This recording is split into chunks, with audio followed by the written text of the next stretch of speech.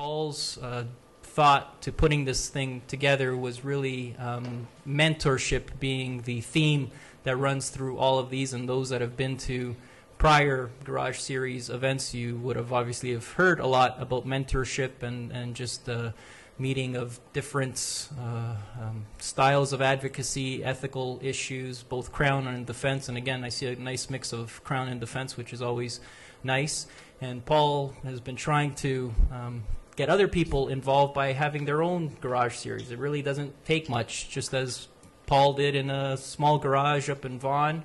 Got a couple of speakers together and some friends who started discussing law, and as it got bigger and better, again, we've moved into the city and have space here and other places around the city. And so we would encourage those that, just grab a couple of other friends in the profession, go out for lunch, make it whether it's a monthly basis, weekly basis, talk about what your struggles are or what your issues are, or help the more junior lawyers, and that would be great. And I mean, another just coincidental thing that happened with this program was that the junior lawyers of the Criminal Lawyers Association were, again, mainly by coincidence, unless Paul was spying of some sort, but they were going to throw or have a conference with the same sort of theme, and once they heard that Paul was in the works with his, we decided to merge them together. So we were glad that we would be able to, again, have the assistance of the Criminal Lawyers Association and showing, again, the theme of mentorship. So as you'll see tonight, our speakers are always top class, and it's been a very, very grateful, or we've been very grateful to just make that first call, and everyone just saying yes right off the bat to wanting to help out every series. That's never been an issue. It's harder to get ICE downtown Toronto than it is to get top lawyers to come and judges to come speak to you. So with that, I won't be any longer. Just a couple of housekeeping things, because we are having this webcast, and it will be archived at some point for those that are, at least for now, Criminal Lawyers Association members. You'll be able to access it. And I'm sorry, my peripheral, I know there's people there I should actually be turning, but I have to be cognizant that there might be those in the webcast world.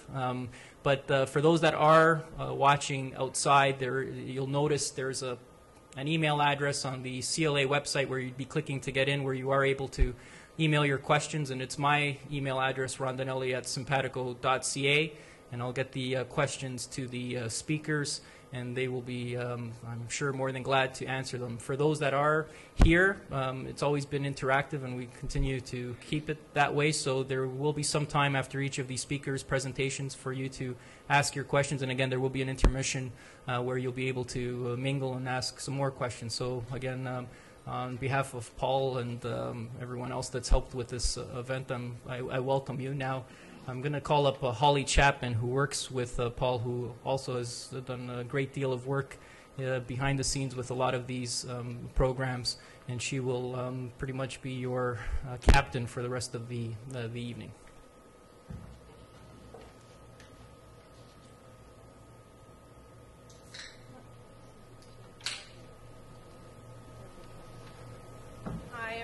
Welcome to the Garage Series. We're very happy to see so many faces. As Enzo mentioned, the Garage Series has grown a lot over the past year. Last year we had it in a garage. We had about 35 people in attendance, and this year we have about 150 people registered to attend this event in person, and about 80 people registered to watch it on the webcast. So it's growing very quickly, and we're very happy about that, because we started the Garage Series to contribute to the education of young lawyers like myself who need ongoing mentorship, especially in the first years of their practice. So this really is a call to all members of our bar, to junior counsel and senior counsel and Crown attorneys and judges, to participate in education, and focusing that, of course, on junior lawyers.